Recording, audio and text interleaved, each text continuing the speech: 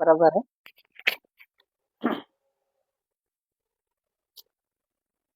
Time भी साढ़े हो गया। सबको जय मसीह, प्रेज लॉर्ड। मैं वकील प्रसाद पुणे से मसीह मंथन बैठक में आप सभी का स्वागत करते हैं। और इस फेसबुक पे बहुत दिन के बाद मैं आया हूँ आप लोग के बीच में, क्योंकि पुरानी साल बीत गई, नए साल आ गए। तो नए साल में 2026 में हम आ चुके हैं और 2026 की बातें अगर जो करें वो हमें बाइबल से, सही शिक्षा से, सही सिखाने वाले लोगों से हमें इस साल में गुजरना है और लोगों को शिक्षित करना है, ज्यादा से ज्यादा लोगों को बीच में एजुकेट करना है। क्योंकि 2025 में बहुत सारी गड़बड़ियां थी, लोगों को एक्सपोज किए हम लोग। हालांकि मैं तो करता रहूंगा, आगे भी करेंगे। ज्यादा से ज्यादा जो गलत शिक्षा है, जो लोगों के बीच में गलत शिक्षा फैलाई जाती है, उसको हम एक्सपोज करना हमें बहुत जरूरी है। क्या गलत है, क्या सही, पब्लिक लोगों में, मसीह जनता के बीच में हमें क्या करना है, ये बातें रखना है। कौन सी शिक्षा सही है, कौन सी कलीसिया सही है, क्योंकि हर कलीसिया यीशु का नहीं है, प्रभु यीशु का नहीं है। क्योंकि बहुत सारे ऐसा चर्च है जो शैतान की शिक्षा दी जाती है। तो हमें उसी को बीच में लोगों को बताना है, समझाना है क्या सही है क्या गलत। क्योंकि हर चर्च सही नहीं होता, जो मैं अभी बोला हूँ। तो मुझे बहुत खुशी है कि हम लोग 2026 में आ चुके हैं। इसके बाद 2027-28 ऐसा जारी रहेगा और बहुत सारी चीजें आप लोगों से 2026 में हम लोग बातें करेंगे साउंड डॉक्ट्रिन के द्वारा, बाइबल के द्वारा। और सही जो शिक्षा देते हैं उन लोग को भी बहुत धन्यवाद देते हैं कि 2026 तक में हम लोग 25 से 24 24 से 25, 25 से 26 में आगे साउंड डॉक्ट्रिन को लेकर आगे तक जारी रहेगा। तो मुझे बहुत खुशी है साउंड डॉक्ट्रिन को मसीह मंथन बैठक की तरफ से भी, क्योंकि हम लोग बहुत एजुकेट हो चुके हैं बाइबल से और गलत शिक्षाओं के से बारे में बहुत कुछ पता चल चुका है। ऐसी सारी चीजें जो गलत शिक्षाएं दी जाती थी बीच में, हमें पहले नहीं पता था, लेकिन अब पता चल चुका है। पहले हम नहीं जानते थे सच्चाई क्या है, लेकिन अब हम जान चुके हैं। तो जब हम सच्चाई को जान चुके हैं तो हमें मसीह जनता के बीच में, दुनिया के बीच में रखना बहुत जरूरी है। इसी विषय पे मैं फेसबुक पे आया हूँ और मैं हमेशा भी आता रहूंगा। अगर इस फेसबुक से अगर आप जुड़े हैं, आप इस फेसबुक से देख रहे हैं वीडियो को, तो प्लीज मेरा फेसबुक का जो पेज है उसको लाइक करें, सब्सक्राइब, फॉलो करें। अगर यह वीडियो अगर यूट्यूब पे भी जाती है, अगर यूट्यूब से देख रहे हैं, तो प्लीज मेरा यूट्यूब चैनल का नाम है वकील प्रसाद साउंड डॉक्ट्रिन। उस चैनल को आप सब्सक्राइब करें, लाइक करें, कमेंट करें। अब फेसबुक पे मेरा यही फेसबुक का नाम है वकील प्रसाद साउंड डॉक्ट्रिन। यहाँ से फेसबुक पेज को फॉलो करो, लाइक करें, कमेंट करना ना भूलें। क्योंकि इस चैनल से, फेसबुक हो या यूट्यूब हो, हम लोग सही शिक्षा, सही साउंड डॉक्ट्रिन सुनाते हैं। बाकी इसके सिवा कुछ बकवास की बातें शिक्षा की नहीं दी जाती। हम लोग किसी के ऊपर हाथ रखकर नहीं गिराते, हमें किसी के तेल पानी पे विश्वास नहीं करते। हमें जो आजकल मार्केट में, चर्चों में सिखाई जाती है, उस पे हम विश्वास नहीं करते। क्योंकि पहले हम अनजान थे, अब हम जान गए। तो फिर से हम जानकर अनजान नहीं बनना है। तो मुझे आशा है कि सारी बातों को आप लोग समझ गए हैं। आप लोग जब भी वीडियो देखेंगे तो आप लोग को भी समझ में आएगा, और बहुत सारी बातें हैं आप लोग के बीच में करने का, तो करते रहेंगे। हालेलुया। तो साउंड डॉक्ट्रिन को फैलाने के लिए हमें क्या करना पड़ेगा? आगे आना पड़ेगा, बहुत सारी चीजों को एक्सपोज करना पड़ेगा। बहुत सी सारी ऐसी चीजें हैं दशवांश के बारे में, चाहे अन्य भाषा के बारे में, चाहे यहूदीवाद के बारे में, चाहे ऐसी क्या बोलते हैं, बहुत सारी ऐसी गतिविधियां जो चल रही है, उसके बारे में हमें क्या करना है? लोगों के बीच में रखना है। सही को सही, गलत को गलत तो रखना ही है। क्योंकि अगर हम सही जानकर अगर गलत टीचिंग के पीछे जाते हैं तो हम भी गलत हो जाते हैं, हम भी गलत हो जाएंगे। हालेलुया। तो हम ऐसे लोगों को, पास्टर हो, अपोस्टल हो, कोई भी कितना भी बड़ा मेगा चर्च होने दो, उस चर्च को हमें एक्सपोज करना बहुत जरूरी है जहां से शिक्षा गलत सिखाई जाती है। तो 2026 में बहुत सारा वीडियो बनाएंगे हम लोग मसीह मंथन बैठक की तरफ से, क्योंकि हम लोग वहीं से सीखे हैं, वहीं से हमें सारी जानकारियां मिला है, तो हमें भी एक दूसरे को शेयर करना जरूरी है। हालेलुया। तो हम उन बात करेंगे उसके ऊपर जो झूठी भविष्यवाणी करते हैं, झूठे भविष्यवक्ता उठ खड़े हैं हम लोग के बीच में, उसके ऊपर थोड़ा सा बात करेंगे। उसके बाद आगे देखते हैं। तो दूसरा पत्रस का पहला का अगर वचन हम पढ़ेंगे 21 पढ़ेंगे, उसका लास्ट वचन, वहां पे लिखा है, क्योंकि कोई भी भविष्यवाणी मनुष्य की इच्छा से नहीं हुई। अगर हम पुराने नियम में पढ़ते हैं, यशायाह हो गया, जकरिया हो गया, ऐसे 3-4 भविष्यवक्ता जो थे, वो उनकी तरफ से भविष्यवाणी कभी नहीं हुई, वो अपनी तरफ से भविष्यवाणी कभी नहीं किए। वो लोग जितने भी भविष्यवाणी किए पुराने नियम में, वो सब परमेश्वर के द्वारा, परमेश्वर ने सबसे अपने लोगों के द्वारा भविष्यवाणियां कराई, वो अपने तरफ से नहीं। लेकिन अगर 21वीं सदी की बात करें तो ऐसी बहुत सारी भविष्यवाणियां हो रही है जो मनुष्य को खुश करने के लिए भविष्यवाणी हो रही है, जो अपनी तरफ से बोलते हैं, अपने मंद गढ़ की तरफ से बोलते हैं। तो इन सारी चीजों को हम क्या करते हैं? खंडन करते हैं। जो मनुष्य अपने तरफ से भविष्यवाणी करता है, अपने तरफ से प्रीच करता है, बाइबल को तो रखता है लेकिन बात अपनी तरफ से करता है, यीशु का बात तो रखता है लेकिन बात फोकस अपनी तरफ से रखता है, इसको हम क्या करते हैं? खंडन करते हैं, बल्कि बकवास करते हैं, और इसको बकवास ही में हम लोग लेंगे। क्योंकि कोई भी भविष्यवाणी मनुष्य की इच्छा से नहीं हुई, परंतु लोग पवित्र आत्मा की प्रेरणा द्वारा परमेश्वर की ओर से बोलते थे। तो जितनी भी भविष्यवाणी हुई थी पुराने नियम में, सारे क्या करते थे? वो लोग जितने भविष्यवक्ता थे वो परमेश्वर के द्वारा हुई थी, परमेश्वर ने कराया था।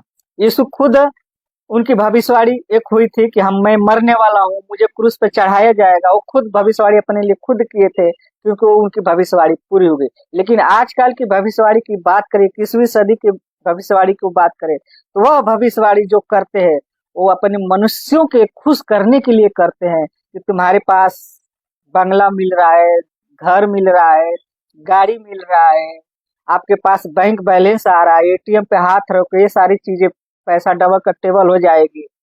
ये सारी मूर्खता की प्रीचिंग है, इसको हम नहीं मानते। बल्कि अगर यह वीडियो आपके पास पहुंचा है तो आप इसको शेयर करें और दूसरों लोगों को भी एजुकेट करें कि यह जो भी बात होती है सही बात होती है, और ये भी जो बात किए हैं, जो गलत प्रीच करते हैं, वह सारी चीजें गलत होती है, परमेश्वर की तरफ से नहीं होती है। क्योंकि यूहन्ना 8:44 में अगर वहां पर पढ़ते हैं तो वहां पे जितनी भी बातें हुई है कि तुम पिता अपने शैतान से हो, तो शैतान की बात सुनेंगे वो लोग, शैतान की तरफ से ही प्रीच करेंगे वो लोग।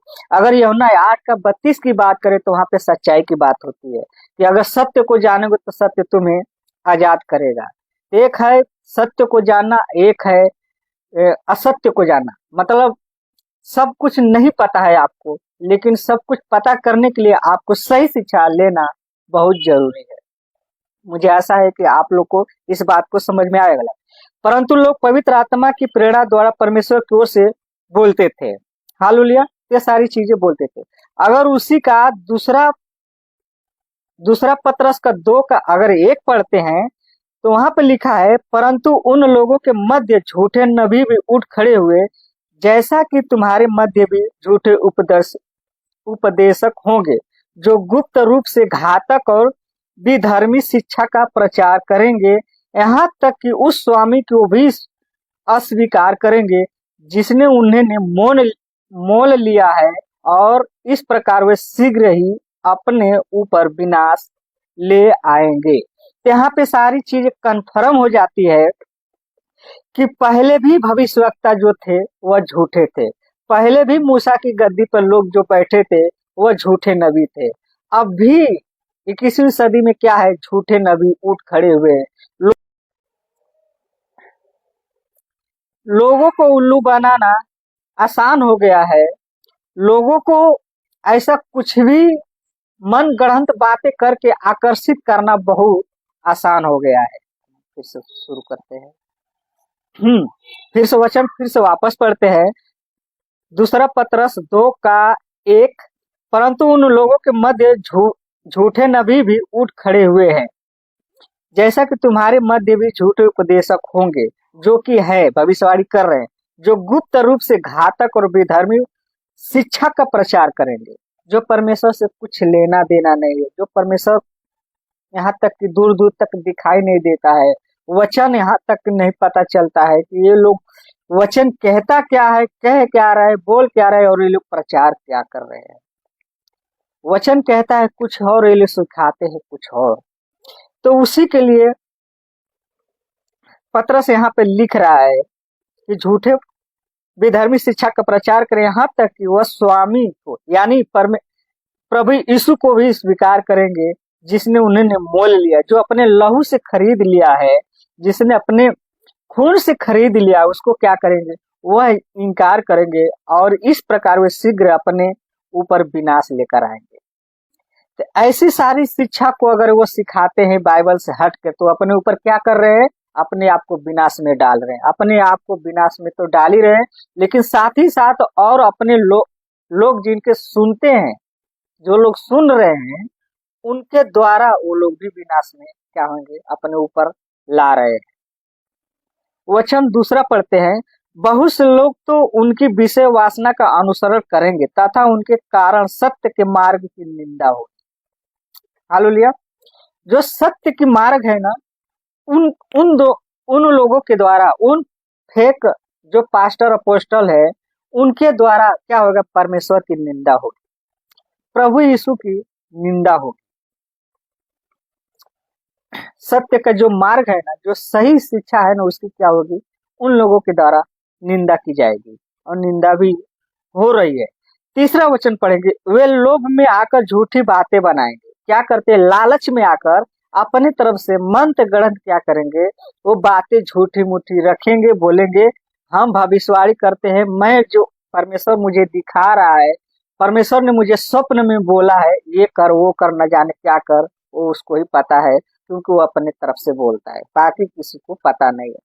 परमेश्वर ऐसी बातें, ऐसी मनगढ़ंत बातें नहीं करता, क्योंकि वह पवित्र है। वे लोग में झूठी बातें बनाएंगे और तुमसे अनुचित लाभ उठाएंगे, अनुचित लाभ उठाएंगे। तुमको लालच कुछ समय के लिए देंगे, जैसे कि अगर आपके पास अगर 10,000 का सैलरी अगर महीने का कमा रहे हैं, तो उनको पता चला कि इनका महीने का सैलरी 10,000, तो 1,000 10वां अंश के तौर पर वो लेंगे और बोलेंगे कि 90 आपके पास रखिए, क्योंकि 90 पे आशीष आएगी, उसका हो जाएगा डबल, उसका हो जाएगा डबल, यानी 90 दुना के 180,000 180,000, 9 का 18 हो जाएगा, 9 का 18 हो जाएगा, यानी 18,000 में आप ब्लेस हो जाएंगे, क्योंकि 9,000 परमेश्वर ने दिए, 1,000 तो इनको मिल गया, इस भिखारी को मिल गया, जिसने बीज बोने का शब्द जो निकाला है, बीज जितना बोओगे उतना आपको ब्लेसिंग मिलेगा, परमेश्वर आपको उतना ब्लेस करेगा। लेकिन सबसे बड़ी भिखारी तो ये है, आपसे 1,000 रुपया लेकर भविष्यवाणी कर दिया इसने। और पढ़ते हैं, तुमसे दंड की आज्ञा तो उन पर पहले से ही हो चुकी है, और उनका विनाश सोया हुआ नहीं है। सबसे पहली बात, परमेश्वर हाँ, पतरस ये लिख रहा है, दंड की आज्ञा तो उन पर पहले से हो चुकी है, इसमें कोई कसर नहीं है। शब्द में जो लिखा है इसमें न तो काट सकते हैं, न मिटा सकते हैं, न कुछ आगे बढ़ा सकते हैं, क्योंकि यहाँ पर लिखा है कि दंड की आज्ञा उन पर तो पहले से हो चुकी है। अब उनका विनाश सोया हुआ नहीं है, उगता नहीं है। इसका मतलब ये है कि छिपता नहीं है, वह सोया हुआ नहीं है, छिपता नहीं है, विलुप्त नहीं होता है, क्योंकि वो दिखाई देगा परमेश्वर के सामने, सब कुछ ओपन दिखाई देगा।